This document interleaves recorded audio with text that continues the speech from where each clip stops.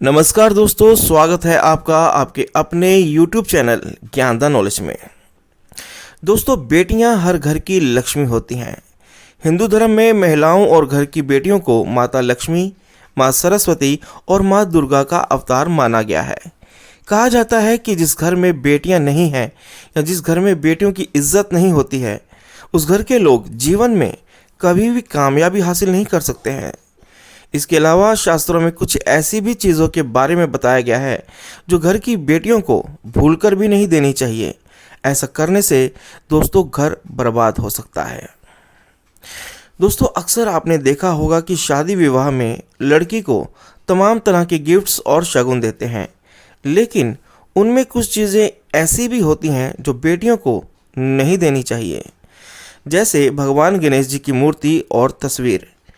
ये बात सुनकर आपको शायद हैरानी होगी, लेकिन यही सच है। शास्त्रों में भगवान गणेश को परम पूज्य दोस्तों शास्त्रों में भगवान गणेश जी को परम पूजनीय माना गया है। इन्हें सभी देवी देवताओं में सबसे पहला स्थान प्राप्त है। भगवान गणेश जहाँ भी रहते हैं, उस घर में कभी भी परेशानियाँ और कलेश आपस में नहीं भटकते हैं।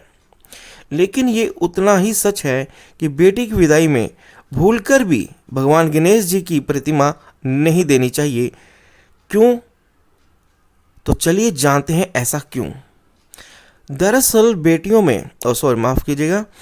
दरअसल शास्त्रों में बेटियों को माँ लक्ष्मी का प्रतीक माना गया है। ऐसे में माता लक्ष्मी और भगवान गणेश का एक साथ होना धन के आगमन का संकेत देता है। जिस घर में भी माता लक्ष्मी और भगवान गणेश एक साथ होते हैं, उस घर में कभी भी धन की कमी नहीं होती है। ऐसे में अगर आप माता लक्ष्मी की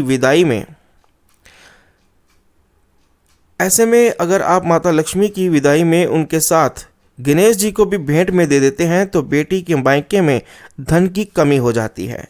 क्योंकि पिता अपने घर की लक्ष्मी को तो विदा करता ही है, साथ ही गणेश जी को भी भेंट में दे दिया जाए तो मायके वालों का सर्वनाश हो जाएगा। क्योंकि बेटियां घर की सुख समृद्धि को साथ ले जाती हैं, जिससे भयंकर गरीबी आ सकती है। इसलिए कभी भी बेटियों की विदाई के समय गणेश जी की तस्वीर और मूर्ति को तोहफे में बिल्कुल नहीं देना चाहिए। दोस्तों, कुछ लोग ऐसे भी हैं जो बेटी विदा करते समय उसे गणेश की प्रतिमा भेंट में दे चुके हैं, जिसके कारण उन्हें भयंकर गरीबी का सामना करना पड़ रहा है और उन्होंने इस बात पर ध्यान भी नहीं दिया है। तो अब जितनी जल्दी हो सके इस गलती को सुधार लें। इसे सुधारने के लिए आप अपनी बेटी से गणेश जी की कोई भी मूर्ति या प्रतिमा वापस तोहफे में मांग लें। अगर वो वही गणेश की प्रतिमा को वापस दे देती हैं जो आपने उस समय विदाई के समय दिए थी, तो ये बहुत अच्छी बात है। लेकिन अगर ऐसा नहीं हो पाता है तो कोई भी मूर्ति, गणेश जी की मूर्ति तोहफे में ले लें। बेटियों की तरफ से दिए जाने वाले इस गिफ्ट को बहुत शुभ माना जाता है, क्योंकि बेटियों को लक्ष्मी माना गया है और घर की लक्ष्मी गणेश की मूर्ति तोहफे में देती है तो इससे धन की वर्षा होती है।